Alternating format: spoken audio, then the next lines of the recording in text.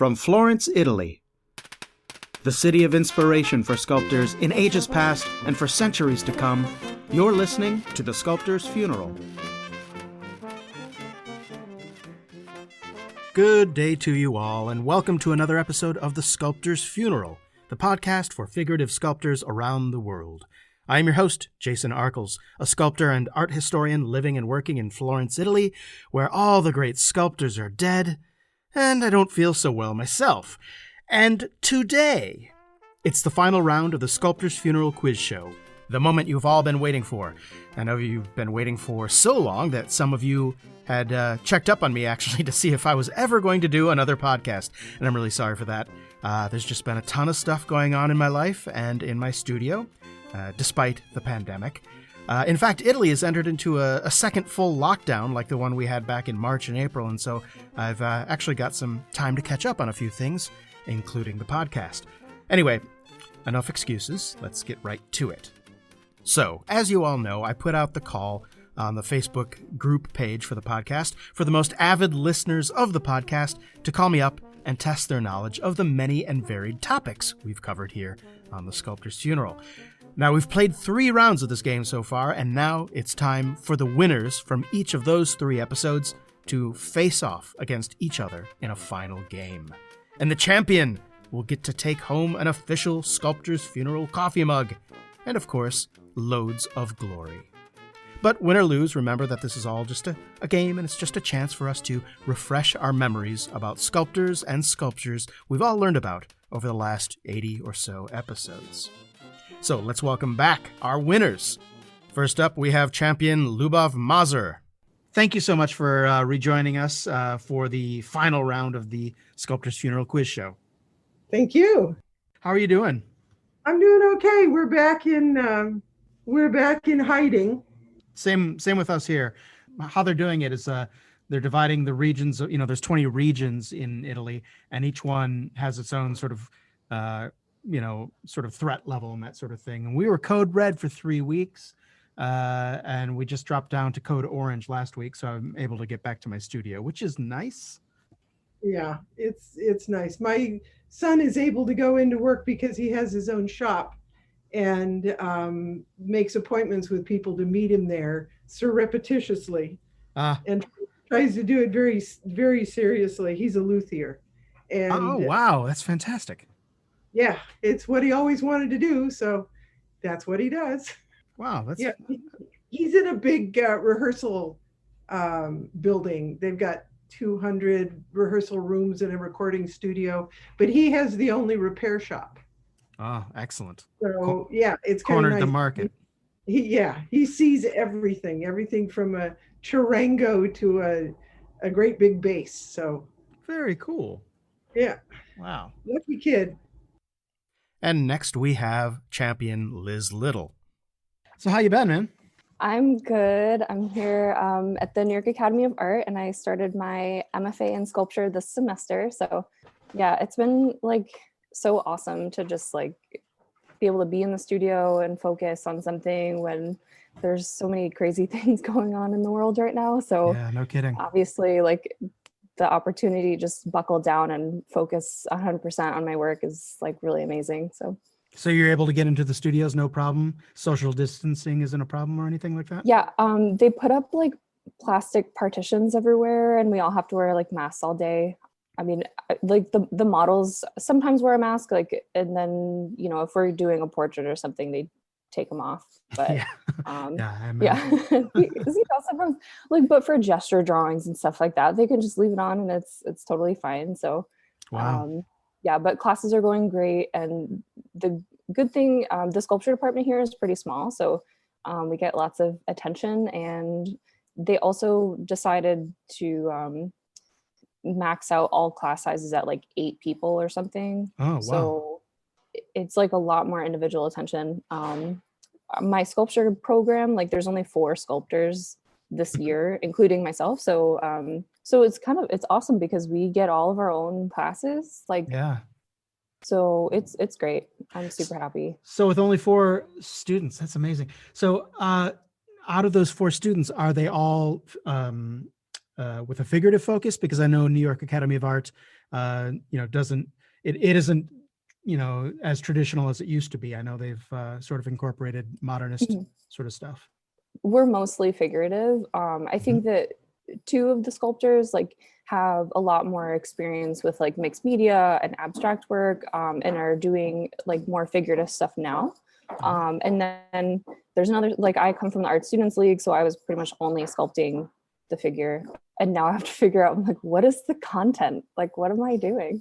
I feel like that's part of what makes the program so strong, is that people come from all different backgrounds and we're all kind of after the same things, but we approach it in different ways.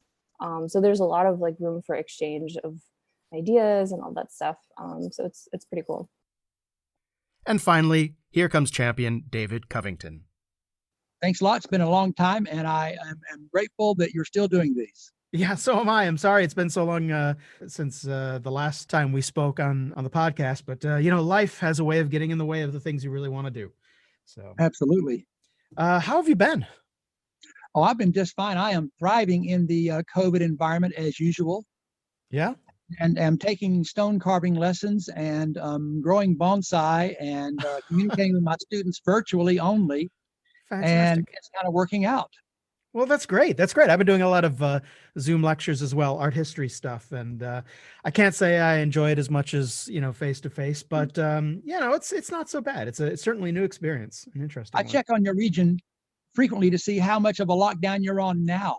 Yeah, well, we just switched down from code red to code orange, which means that I can come to my studio, which is where I am now. That's what I was afraid that would happen. You wouldn't be able to even get to work. Yeah, exactly. Because I don't live in Florence. I live only 9 miles outside of the center, but it's in a different municipality. And so they lock it down. So whenever it's code red, I can't get to the studio. All right, everyone. So for the first round, it's going to be just like before. I'm going to give you a series of 6 questions, and they're multiple choice. And the answers to all of these questions, of course, can be found within the episodes of The Sculptor's Funeral. Now, each correct answer is worth 1 point in this round.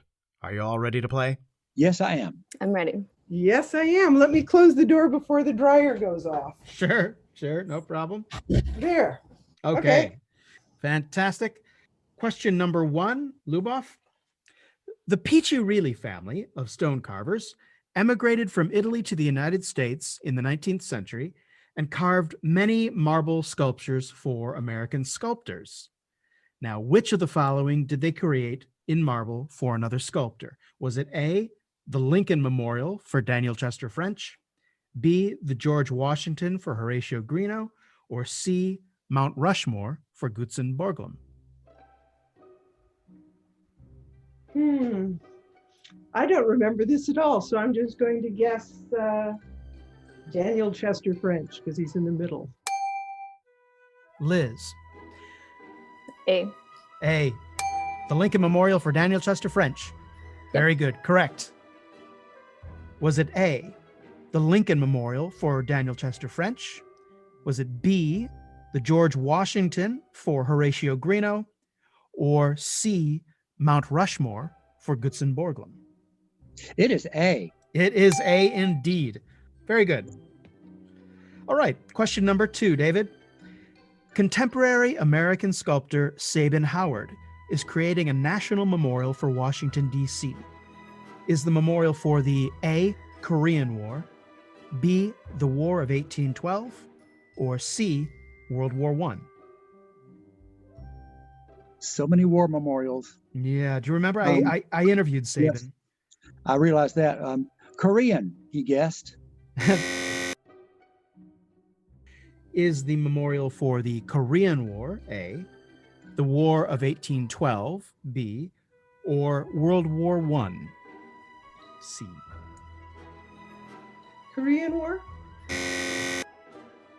A, Korean War, B, the War of 1812, or C, World War I? World War I.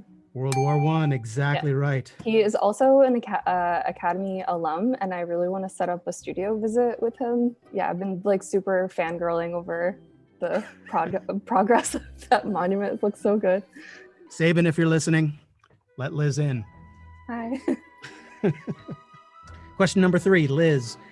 The famous competition for the second set of baptistry doors in Florence came down to just 2 sculptors in the final competition. Now, were those 2 sculptors Donatello and Ghiberti, Brunelleschi and Ghiberti, or Donatello and Brunelleschi? Ooh. I think we went over this in my art history class, and now I don't remember. I think it was... Wait, can you repeat the choices? Sure. The choices were A, Donatello and Ghiberti, B, Brunelleschi and Ghiberti, or C, Donatello and Brunelleschi. I think it's B. B, Brunelleschi and Ghiberti? I think so. You are correct. David, were those 2 sculptors A, Donatello and Ghiberti, B, Brunelleschi and Ghiberti, or C, Donatello and Brunelleschi? It has to be B. I'll bet my life on it. Yeah, Please. you got it. You win your life. Okay. Yes, Okay, thank you. Brunelleschi and Ghiberti. Exactly right. Donatello was just a teenager at the time. And ran away to Rome right after. Exactly right. Yeah, with Brunelleschi. So they say. Yes. Lubov. It was Ghiberti and Brunelleschi, but it wasn't such a good deal because Ghiberti got tied up for, 40 years? 50 years, in fact. But yes, you're absolutely right. It was Brunelleschi and Ghiberti. I don't think he felt so bad about it. He basically became the most renowned sculptor of the first half of the 15th century because of it. And, he did other stuff too. He had a huge workshop. And so even though it took, I think, something like 27 years for the first set of doors to be complete, he did several other works in the meantime. He did the St. John the Baptist for Orsan Michele, and actually 3 statues for Orsan Michele. So I don't think he felt he was too tied up. I think Brunelleschi would have loved to have been tied up like that. Yeah. Well, he had steady work. So Yeah, we did. have a set of those doors here on Grace Cathedral in San Francisco. Really? Yeah, they took them down during the Second War to protect them, Mm-hmm. and they made molds or something, Yeah. and hid them all away in different places. And before the molds were destroyed, they paid to have a set of doors cast. No kidding. Wow. And you Okay. can walk right up to that. There's a little fence in front, but sometimes they're open and you walk through them. Right. So I've seen them many times. It's the second set, the square ones. Right. Yes. The Gates of Paradise. Right. All right. So very good. 2 out of 3 so far. Question number 4, Lubov. The Romanelli dynasty of sculptors here in Florence started out with Pasquale Romanelli, who was the right-hand man of which famous 19th century Italian sculptor? Was it A, Canova, B, Bartolini, or C, Thorvaldsen? It's Bartolini. Bartolini is right, yes. Was it A, Canova, B, Bartolini, or C, Thorvaldsen? Ooh, I don't know this one. Don't. Okay, so it's Thorvaldsen, Canova, or Bartolini. I feel like it's Bartolini. Bartolini, is that your final answer?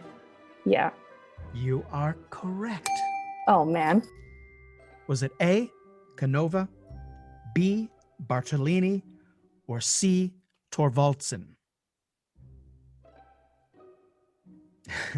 Yes.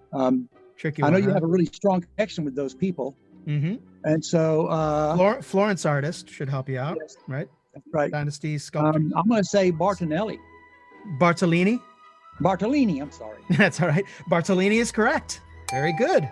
Lorenzo Because not in Bartolini. Rome, but in Florence. That's right. Exactly. And Canova and Thorvaldsen both were in Rome. Very good. All right. Question number 5. David, the earliest work we have from Michelangelo is a relief known by a few different names, and one of them is the Battle of the Lapiths. Now, the Lapiths were a mythological Greek tribe, and who were the Lapiths battling? Was it A, Romans, B, centaurs, or C, Amazons? I'm sorry, I think it's Amazons. Now, the Lapiths were a mythological Greek tribe, but who were the Lapiths battling? Was it A, Romans, B, centaurs, or C, Amazons? Centaurs. Centaurs, exactly right. Was it A, Romans, B, centaurs, or C, Amazons? Hmm, Are you familiar with the relief? no. It's sort of his I feel like it's centaurs.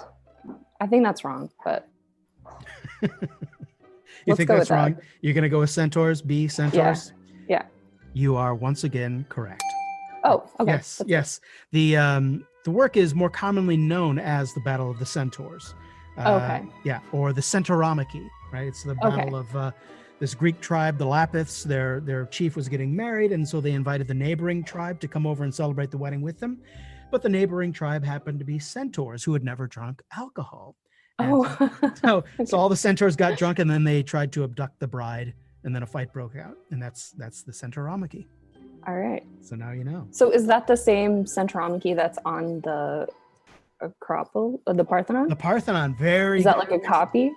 No, it's not a copy. It's not a copy. It was just a very, very common motif on Greek temples. I think there was a Centauromachi on the Temple of Zeus in Olympus as well. And, Michelangelo, when he was, a teenager studying at the Medici Garden under Lorenzo de' Medici and all the Neoplatonic circle, I think it was, I can't remember the name of the particular philosopher that recommended Michelangelo look to the Iliad for a source for a work, and he suggested the Centauromachi. Ah, okay, cool. Okay, so Cool. here's the last question. Let's see if you can get 6 for 6. Liz, I hope so. who applied to study sculpture at the École des Beaux-Arts 3 times and failed all 3 times? Rodin. I hope that's one of the Come on, choices. settle down. Okay, go. Let's see if that's. Is it A, Carpeau, B, Rodin, or C, Udon? Okay, well, I hope it's Rodin. Yeah, you got it. You totally got it. Okay, It was great. cool. David, who applied to study sculpture at the École des Beaux-Arts 3 times and failed all 3 attempts to get in? Was it A, Jean-Baptiste Carpeau, B, Auguste Rodin, or C, Jean-Antoine Udon? Carpeau. Carpeau, exactly. He was such a. Oh, wait a minute. No, that's not right. Oh no. Oh no. I'm sorry. 3 out of 6. I was looking at something else. No, I'm no. afraid. I'm afraid it was Rodin. I'm an idiot. Okay. I think you asked a similar question in the first round, and I think I got that one wrong also. Oh, really? Yeah. I'm afraid it was Rodin. Auguste Rodin applied 3 times, did not get in 3 times. Had a bit of a chip on his shoulder after that, as one could imagine. But actually, there's a whole lot of people who you mentioned in your various podcasts have applied repeatedly to get in and were refused and refused and refused. And then some Sure. people got in and took forever to get out. Exactly. Well, that was Carpeau. I mean, he was in school Yeah, for yeah. 20. He was in school for 21 years. Yeah, that was the question in the first round. So there you go. Yeah, exactly. Yeah. Oh, this is a tough one. Yeah. I'm going to say Carpeau, but I think I'm wrong. So is Carpeau your answer? Yeah. I'm afraid your instincts were correct as well on this one. Oh, great. Okay. So it was Rodin. Rodin was rejected. He never actually attended the École des Beaux-Arts. Yeah. He just set out on his own. Okay. Yeah, exactly. So Yeah. okay, great. So for round 1, you've got 4 out of 6. Very impressive. Very nice. Now we're coming to the second round, and it's a little bit different. Well, actually, it's a lot different. What we're going to do is something new, and it's a little tricky. What I'm going to do is I'm going to give you the names of 3 different sculptors, and you're going to tell me something that all 3 of them did or had in common, right? So yeah, it's easier than it sounds. Now, there are 3 questions, and each question in this round is worth 2 points. Are you ready? Yep. Okay. So your first group of 3 sculptors who all did the same thing is Michelangelo, Donatello, and Verrocchio. David. Yeah. See, look at that. Easy. Okay. Very good. Very good. You got the hang of this. So your first group of 3 sculptors that all did the same thing is this: Michelangelo, Donatello, Verrocchio.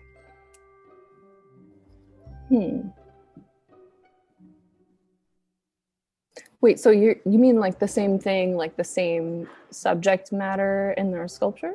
Possibly. Okay. That could be something. Yeah. But something So, that if you know these 3 sculptors, this is something that they all did in common. so that probably the David. Exactly right. Okay. They all sculpted Davids. Okay, so your first group of 3 sculptors who all did something similar is Michelangelo, Donatello, and Verrocchio. Lordy mercy. Michelangelo, Mhm.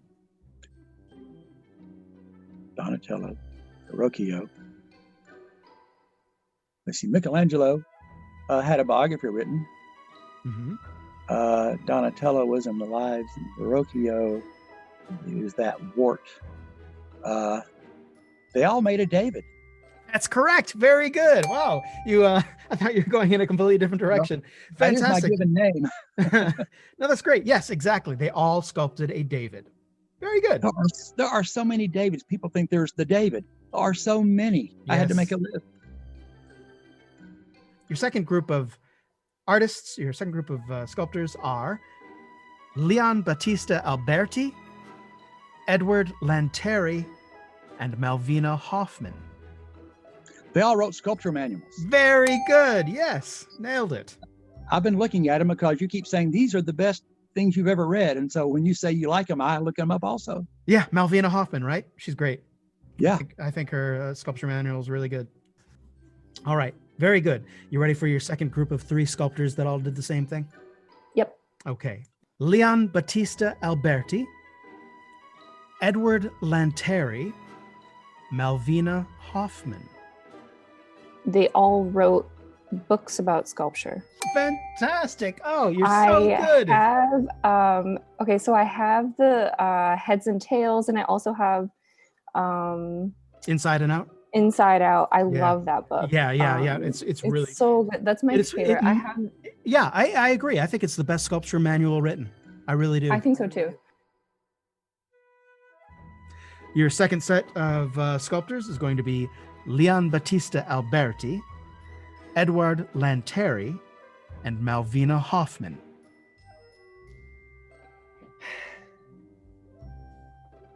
Kind of a tricky one, huh? Yeah. Because Hoffman had all those busts Mm-hmm. in Chicago. Yeah. And Lanteri, where they all, teaching doesn't count and using big equipment doesn't count. And Big equipment. Well, it's something that all 3 of them did. 3 of them did. And who was the third sculptor? Leon Battista Alberti. Alberti. But he just made devices and wrote and, well, no, he made stuff. I don't have a clue what he made. I felt like you were really, really close on that one. They all wrote sculpture manuals. Oh, well, that's technical stuff. That counts. You can't say did technical stuff. I'm afraid you're gonna have to be a little bit more specific with your answers. Okay, Alberti didn't know how to park a car, so True. None of them could fly an airplane. So, yeah. No, I'm afraid. Afraid I'm not going to give you that one.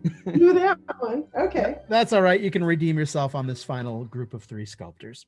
So we've got Daniel Chester French, Augustus St. Gaudens, and Gutzon Borglum. Oh.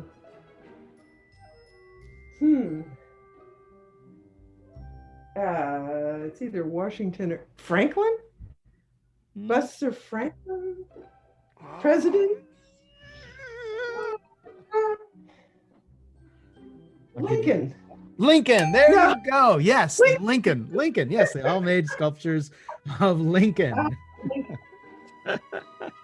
Yeah. Presidents. Yeah, that's a little bit too vague, but Lincoln. Yes. Yeah. Okay. They all made statues of Lincoln at some point. Daniel Chester French, Augustus St. Gaudens, and Gutzon Borglum. Lordy. French, Gaudens, and Borglum.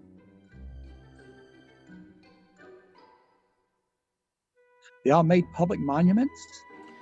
You're gonna That's have not to, close enough, is it? you're gonna have to be a little bit more Okay, specific. something more close. Okay. Yeah. Gaudens.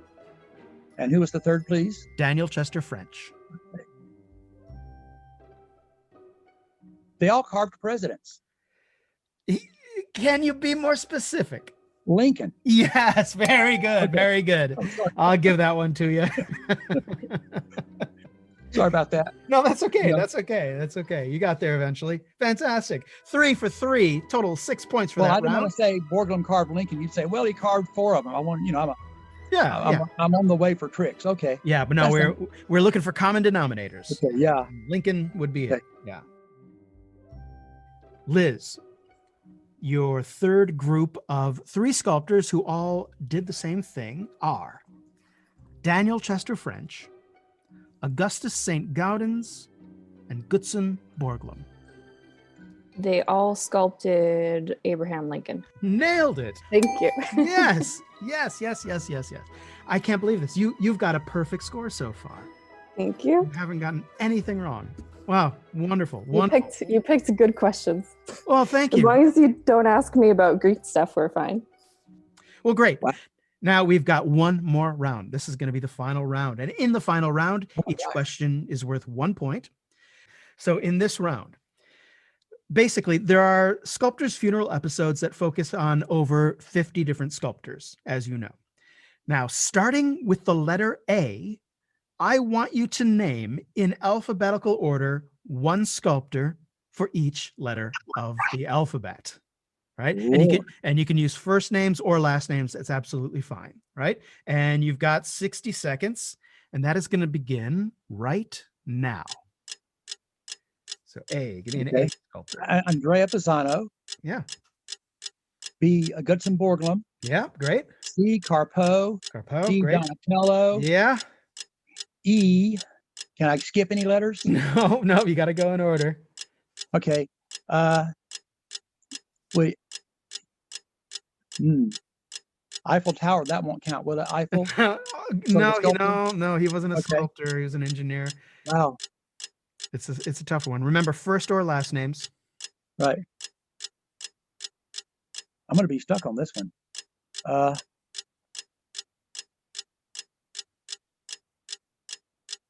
Because I got D's, E's, and F's already.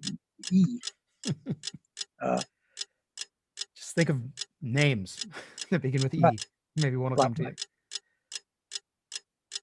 5 seconds. Enrico. Yeah, I'm gonna lose it right here. lack of an E. Time out. That's all right.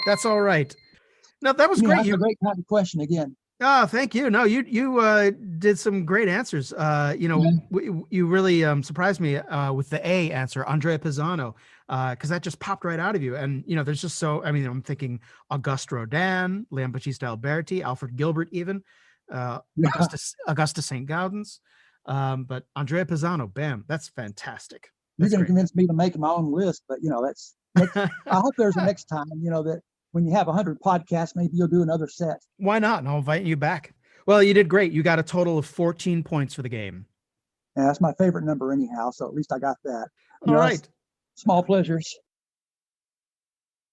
Starting with the letter A, I want you to name in alphabetical order and with no skipping, 1 sculptor for each letter of the alphabet. All right. And you can use first or last names. That's fine. All right. And you've got 60 seconds Alphabetical order. in alphabetical order, starting with A. Yeah. Okay. All right. Your time starts now. Oh, Alberti Good. Brunelleschi, Yeah. Cellini. Very good. See, what's the next letter? Dupre. Dupre, very good. E. I can't think of an E. The E's the stumper. French. Daniel Chester. No, you can't skip. You have to do an E. Skip. No. Engelman. Engelman? Yeah, I went to school with him. He never amounted to anything.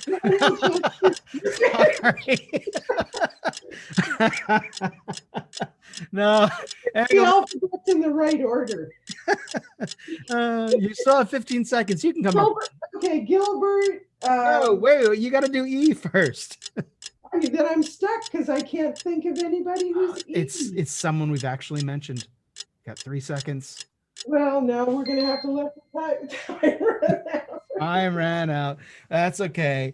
Edward Lanteri would have been a good one. What do you mean Edward Lanteri? I could have used first names? I said yes, first or last names. Yeah. Oh, I didn't hear that. Can I have a do-over?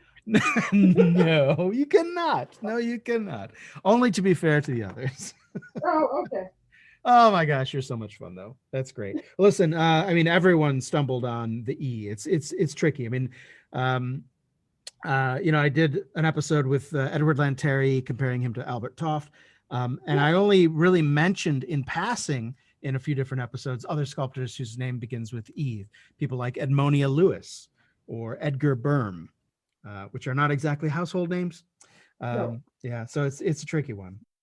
Okay. All right, so in the first round, you've got 4 points. In the second round, you also got 4 points. And in the third round, you got 4 points for a total of 12 points. Very well done, Lubov. Thank you. Starting with the letter A, I want you to name in 60 seconds and in alphabetical order one sculptor for each letter of the alphabet. All right. You can use first names or last names. That's fine. So basically, I'm just going to say go, and you're going to give me a sculptor whose name begins with an A, and then B, and then C, and then so on. Are you ready? Okay, give me 1 second. Oh, no. Come on. You're ready now. Okay. Okay, here we go. Starting right now. Go. Okay. Alberti. Yep, very Borglum. good. Okay. Canova. Very good. Daniel Chester French. Very great. E. E. Ooh, that's hard. Yeah.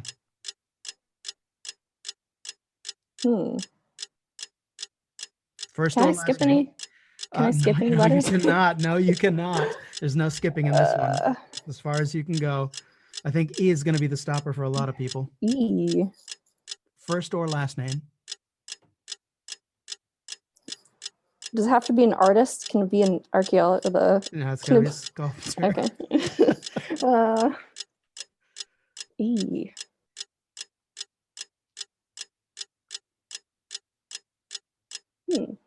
Start naming E names. You got 5 seconds. Edward Lanteri. Very good. Okay. F. French. Oh, I'll give that to you. Daniel Chester French, even though you use that also for your D. Wow. That's fantastic. You go all the way to F. Okay. So. Wow. Yeah. Edward Lanteri. A tricky one. That was tough. Yeah. I should have thought of that sooner. Oh my gosh. So 1, 2, 3, 4, 5, 6 out of 6 possible for the first round. 1, 2, 3, 6 points out of 6 possible for the second round. That's 12, 13, 14, 15, 16, 17, 18 total points. Liz Little, congratulations. You have won the Sculptor's Funeral Quiz Show. Thank you. I'm so excited. Your mug is on its way. I'm gonna let's see. Okay, so I have to think of where I'm gonna put my mug now. It's gonna have to go on like a pedestal. I'm gonna make like a sculptural pedestal for my shrine, mug. Perhaps. Yeah. Yeah. It's gonna get its own. Can't wait. Fantastic. So it's really funny because I was telling my classmates on the way here, I was like, yeah, I'm doing this quiz show. And so I've kind of gained the reputation at school of being like an ultra nerd. Awesome. And That's the so best I'm glad reputation that you this have. will help like cement my, but I was like, actually Jason is like even nerdier than I am. Thank you And very much. yeah, it's so great. But yeah, I was like, okay, I'm glad that this will cement my legacy at school as Your being the reputation nerdiest. is Yeah. sealed. Yeah, that's great.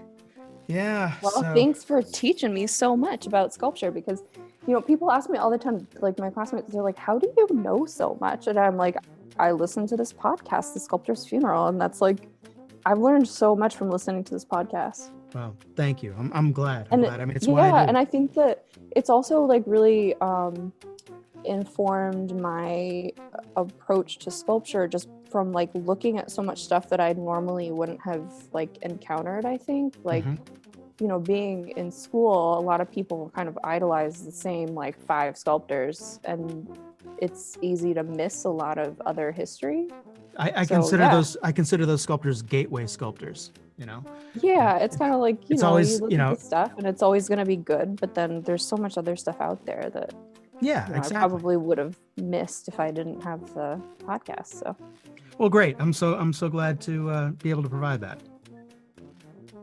Once again, I just want to thank David and Liz and Lubov for participating in this silly little game with me. I had a lot of fun. I hope you guys had fun listening to it. And we'll be back next episode to our regularly scheduled program of art history and interviews here on the podcast. Thanks a lot for listening, everyone. I really appreciate it. And have a productive week.